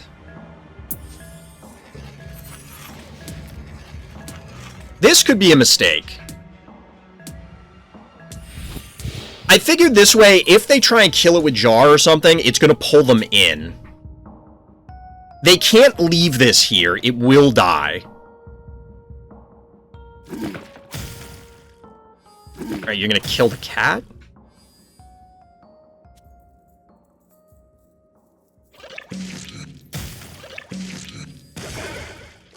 I don't think that's what you want to do. Yeah, we were about to get an undo. Admittedly, I do this a lot too, where you do that and it's like, oh yeah, this has dimensional.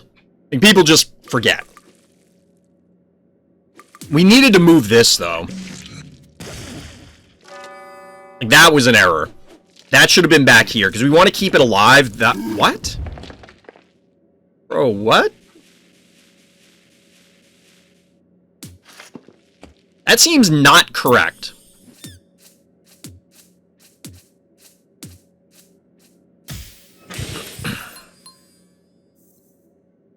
Can we one-shot their jar? 445. Yes, we can.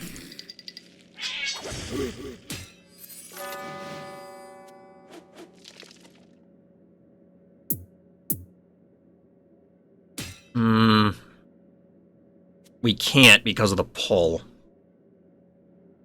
That's a little obnoxious. I mean, it is what it is.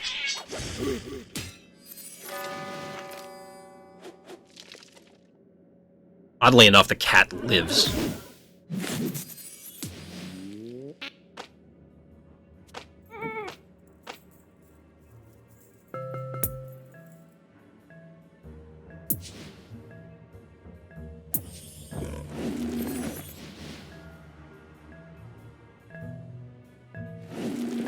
This keeps out of range so it doesn't just take a random shot from the jar, which I guess doesn't matter if it does.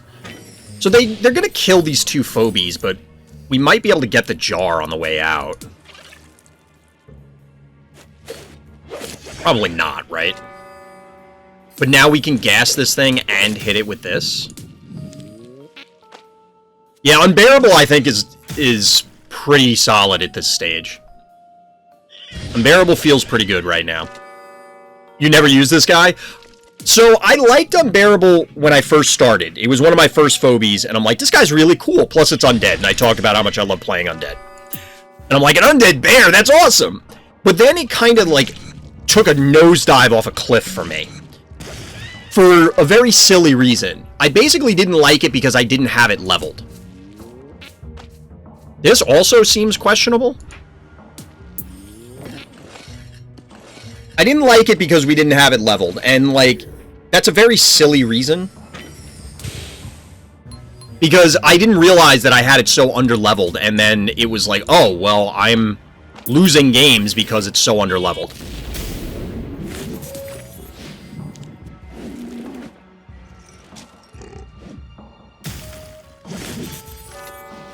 So I did that intentionally for the poll. They should not be able to get both of these, I don't think. And Jar should be able to get the Murder Fly right now.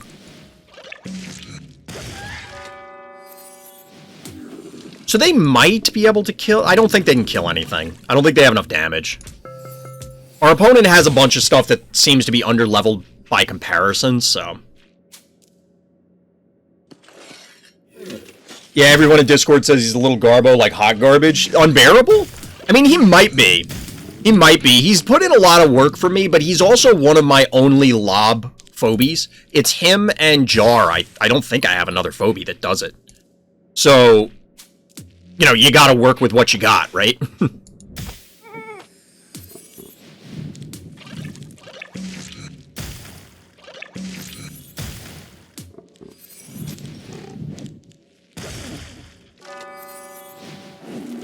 So our opponent banked keys, unsurprisingly. We're going to do the same. We have panic point control at this stage. I don't think he's bad. Maybe he's getting over-bullied. I guess. I mean, being undead and a lob is significant. Like, those are definitely positive traits. And you have to, just like in card games, you have to look at the cohesive whole. Like, there's a cost for being a specific type of phobia. When I say type, I mean like dimensional, undead, or monster, or mechanical. There's costs and benefits to each, so you have to, you know, you're paying the price for getting that advantage, or lack thereof, depending on the scenario.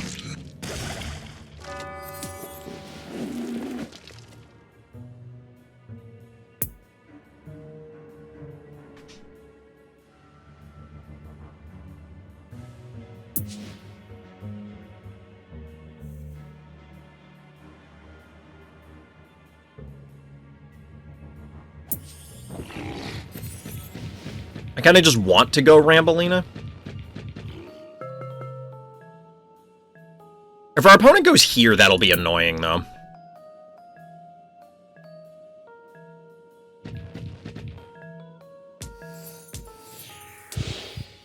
I mean, a erratic might be better. I think that's the reason he's so bullied. Klepto is just that busted. Yeah, for 2 more keys, you get Klepto, 1 more movement AoE. Yeah, Klepto is just really strong. So I don't blame people for, you know, that they're really into Klepto.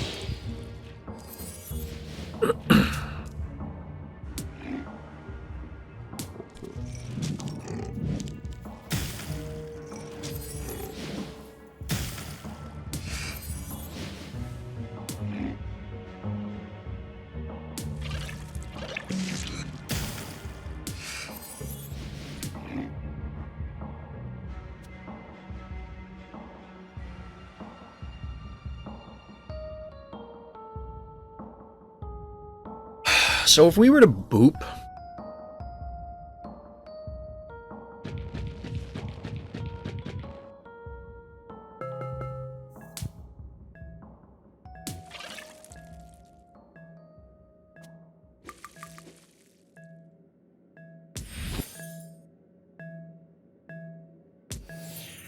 The jar's in a weird spot. Like, I don't know that Rambolina was a good idea, but I kind of just wanted to go Rambolina. They're going to heal a ton of health. But as we learned, you don't heal from hitting these things, so... GG. I figured that one was going to happen. We kind of had it at that stage. Like I said, I don't think we did anything strategically impressive. I think our opponent had some underlevel phobies by comparison to us. The opening play they made was a little weird. You know, them pushing with, like, jumping immediately to 6 keys, but, you know, we'll take it. We'll get the chomp. We'll get the chomp. The other mistake was a real mistake. Alright, so we're going first on Big House. Well, we played on 3 different maps tonight. We've gotten a lot of duplicates. it felt like.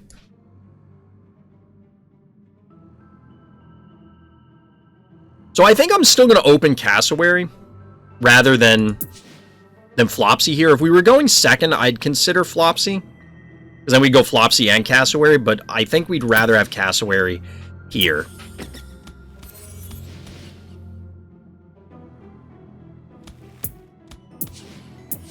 And I think putting Cassowary to the north is better. And the reason for that is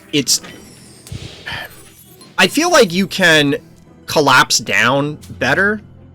Like, this is going to end up retreating anyway, and we kind of want to use it as bait. So sending it to the middle to draw stuff is better as opposed to... But I guess you can do the same thing anyway. You know, if Cassowary was down here and they send a bunch of stuff to the bottom, we could then pull the cat down to bait them and have Cassowary, like, here. So it's kind of... I mean, the map's symmetrical, so...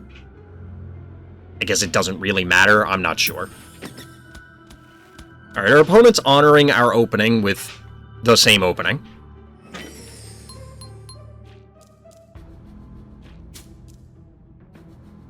It's interesting that they went here.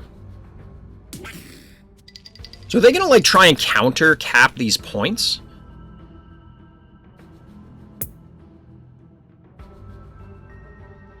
They could just kill the cat. That is a thing they could do. I don't think we care if they do, though.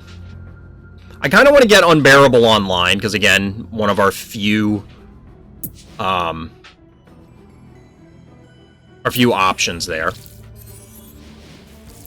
I'm not a humongous fan of Gesundheit in general.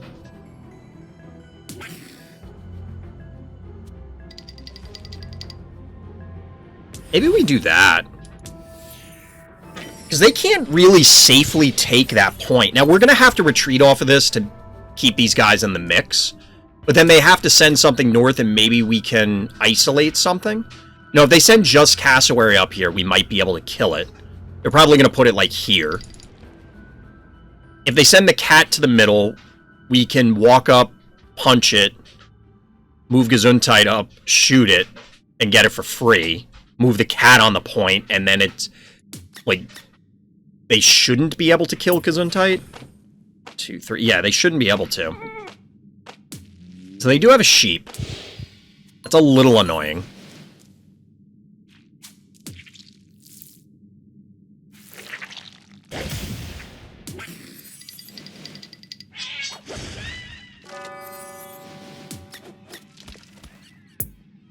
We'll take that while we can. We're going to get Unbearable online again. I don't know if this is really what we want. But we do control 4 panic points, and they're going to have to... Well, maybe they don't have to invade soon. They do have a couple turns to set up. Oh, they have a stabby profile picture. That's pretty cool.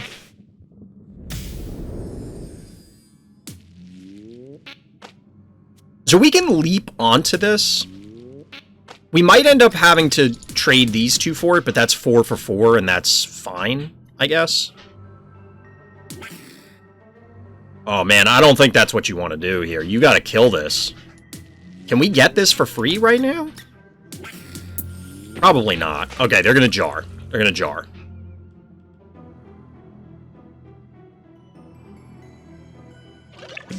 You have to, because otherwise that's like 600 damage on this that it does not need to take.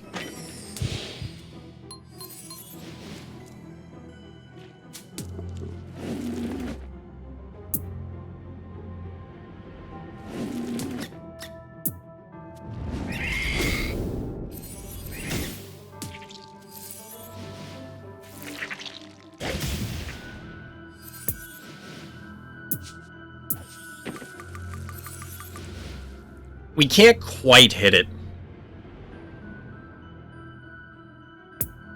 I mean, it's about to croak, but...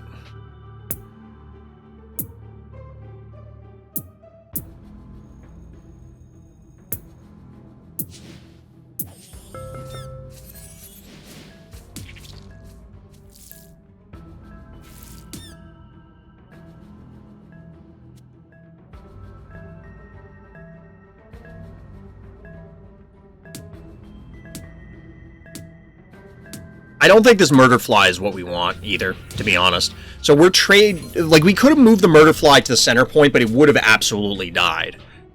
And we'd be trading, like, murder fly for their sheep, which I don't know that we want to do, because we need the murder fly to get to their jar. But at this stage, what they probably do is they gas the cassowary with a regular attack and then walk away. Really? Because they could have... They hit it with the sheep, walk away, and then cassowary kills cassowary. We'll kill their cassowary in retaliation, but who cares? Oh, they don't even need to hit it with the sheep, but, I mean, they could have. It would have saved them the leap.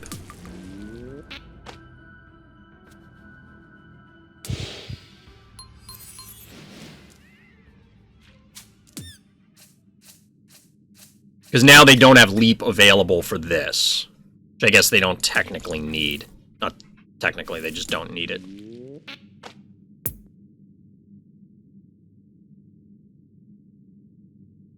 So they banked to 6. I want to get Jar online, but I think we bank as well.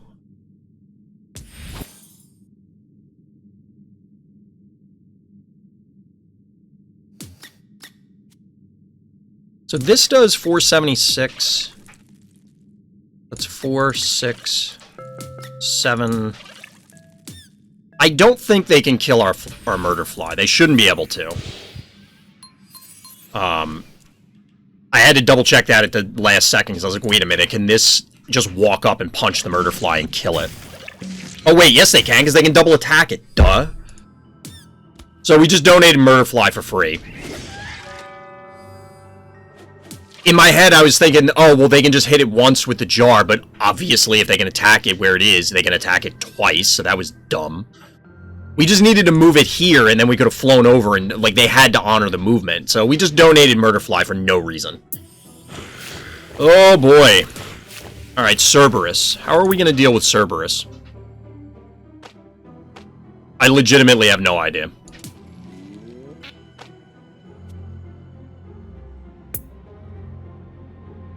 I guess we could power it down with Woolly Bully.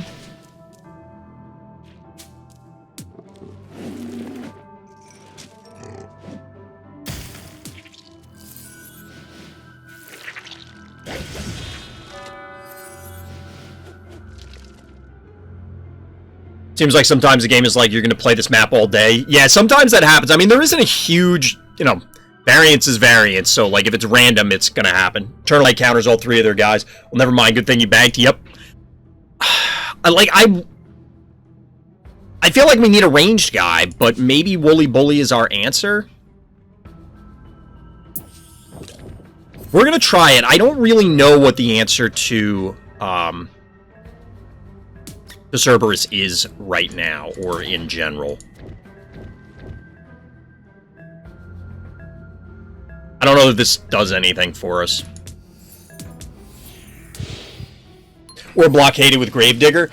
You can, but this will punch through it, obviously, very quickly. It has 1100 attack. I think Woolly Bully was a mistake, because we're gonna push it to what, like 700? Who cares? That doesn't matter. I think Woolly Bully was a mistake.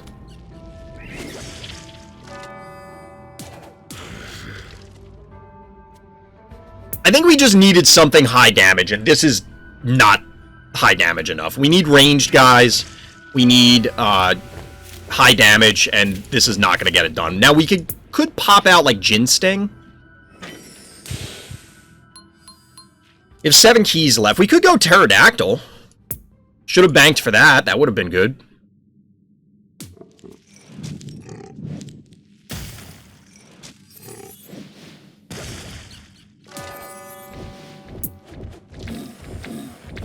Because, like, oh, we got it powered down. How much does it do? 774? Like, okay, that's still good. That's still real good. We could go... And they have 9 keys left, so, like, we need to deal with this very efficiently.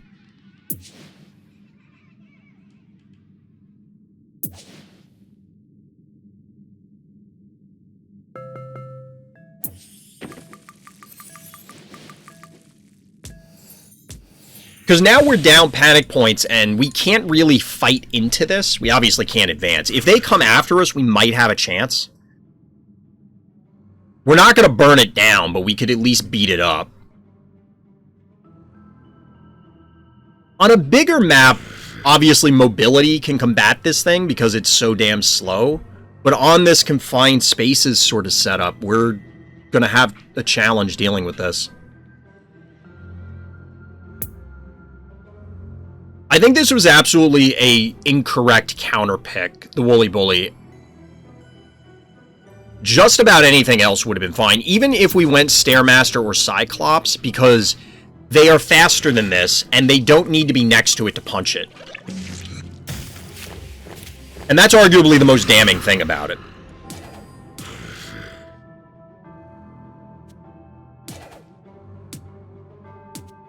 Now, we will get to hit it a bunch of times now. That's a Klepto. That's kind of scary.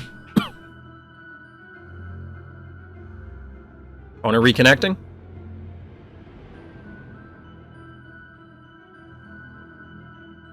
Had a lot of desyncs and instability lately. Maybe not a lot. It just feels like a lot. I shouldn't say a lot, because it really hasn't been.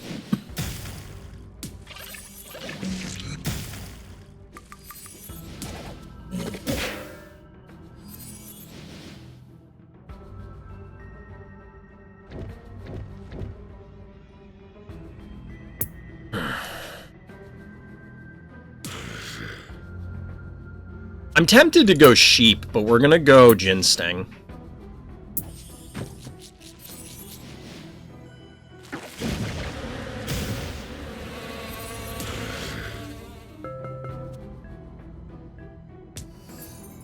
I think the range is more important. I could be wrong. We're gonna have difficulty dealing with Klepto here.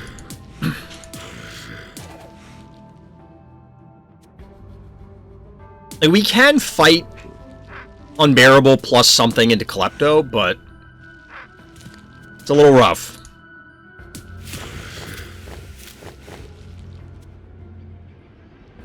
I don't know about this one. This guy's going to heal a bunch. He's at 1,400 now. He probably goes to 15? No, probably a little less than that. Or no, what am I saying? What do you end up at? 17. I'm just saying numbers. We're just throwing numbers out there. Don't listen to any of the math. Because in my head, I know what I'm trying to say, and then it just comes out as another number. So, like, it's just completely wrong. Alright, so we're going to kind of get pulverized here. Because Woolly Bully was a humongous error.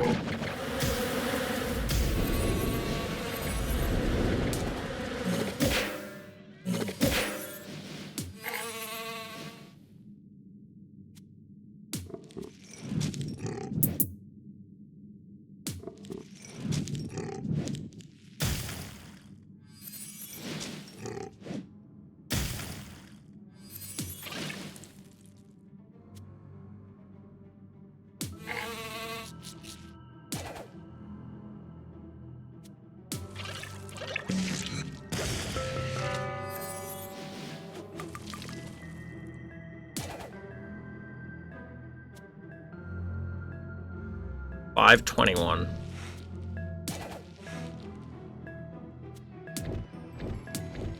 This spreads our threats, but they can just back off. We might have been better trying to dive Klepto, because if they back off to a more defensible position, I don't know that we can fight into it. We have a couple turns to figure out what we want to do, but, like, we can't get at Klepto, really, now. We're going to hit it with Unbearable, but I don't know if that's enough. 16, we can get it a little under half, but we can't kill it.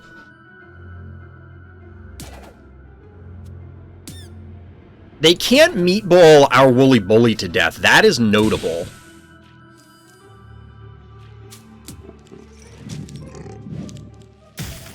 But I imagine they're going to meatball Unbearable.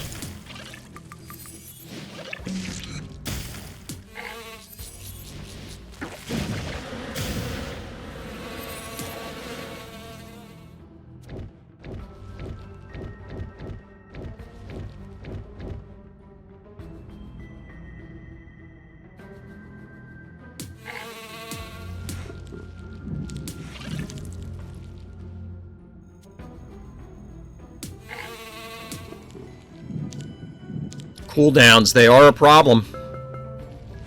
So they can get our jar, basically no matter what we do, but I think... And they probably should get Woolly Bully as well. But I don't think there's any way they get 3 Phobies this turn. Actually, it's possible. No. Yeah, they can't get 3 Phobies, and we're gonna counter-kill Klepto.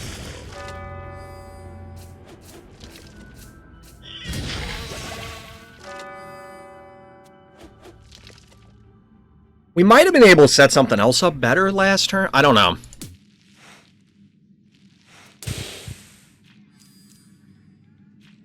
So this has 160. So we go here.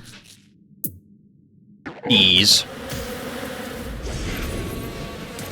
This goes here. Whack. Get bonked. That's more of a bonk than a boop. Now, Bully dies if they stay, and then it's Jin Sting versus Bully.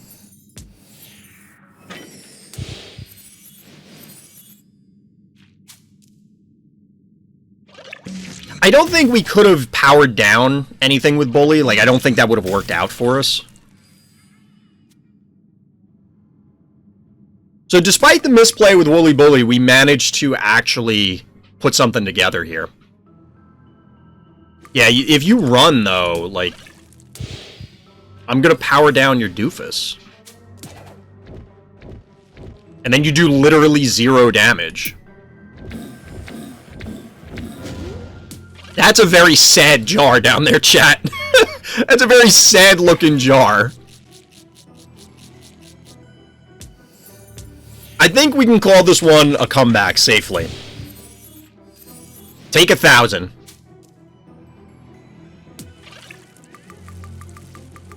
I guess you can take points. Yes, that is an option. It doesn't really matter because Woolly Bully's going to go over there and go bonk with his street sign. GG. Chat, we had a much more successful night. Much more successful outing tonight than we did last night. It's working out okay. Like I said, that's going to do it for this time. So as always, everybody, thank you for listening. Thank you for watching. And Black Lives Matter.